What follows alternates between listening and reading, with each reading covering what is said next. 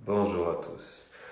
Alors, à cette question de Julien, par rapport au fait que vous n'arriviez pas forcément à entrer en contact avec des personnes qui viennent de partir, il faut savoir que là, en l'occurrence, par rapport à Julien, il cherche pourtant à faire son deuil, ce qui démontre qu'il ne l'a pas encore fait, et que du coup, il n'a pas encore totalement accepté le départ de la personne.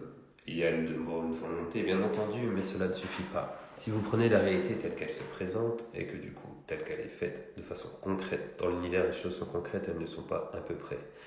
Du coup, si vous n'êtes pas dans une totalité de lâcher prise sur le décès d'une personne, vous êtes dans la réalité où elle n'est pas partie.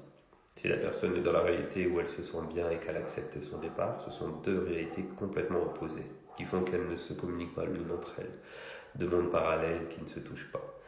Du coup, il y a un travail qui peut prendre un certain temps. Tout comme les entités de l'autre côté, il leur faut parfois du temps pour accepter leur départ. Et c'est le même principe. Si l'entité de l'autre côté n'est pas prête à accepter, elle n'est pas joignable. Tout ceci est une évidence en fait. Du coup, il faut être patient. La seule solution est de continuer votre vie tout en acceptant la situation petit à petit. Vous devez accepter la situation pour pouvoir, interagir de façon concrète avec elle. Je comprends bien que cela est très difficile pour beaucoup. Pour mon approche, beaucoup plus simple, car je n'ai pas de, comment dire, je n'ai pas de souci avec la mort. C'est une transition pour moi, ce n'est pas une chose comme on pourrait l'appeler une fin en soi.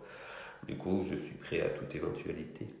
Mais si vous n'arrivez pas à atteindre ce stade, même petit à petit, cela restera complexe pour obtenir des signes. À un moment venu, vous aurez des signes. Vous aurez souvent les signes par rapport à certains oiseaux, par exemple, les papillons et les plumes sont les signes les plus évidents qui soient. C'est ce que j'utilise le plus. Vous pouvez avoir un oiseau qui vous interpelle, le voir à votre fenêtre ou autre, et penser à la personne qui est décédée au même moment. À partir de là, vous comprenez que c'est lui qui vous fait un signe, lui ou elle. Papillon, même principe, plume, si vous trouvez ça dans un endroit insolite, ou même au sol. Ne pensez pas que forcément il y a une plume au sol, ça ne veut pas dire que c'est lui. Dès l'instant où vous pensez à la personne, quand vous avez un signe, c'est que c'est elle qui vous fait signe. C'est la résonance que vous avez en vous qui fait la vérité de ce qui se passe. Du coup, on s'en fiche de ce que les autres pensent. L'important est que vous vous sentiez bien et que cela vous apporte du bien.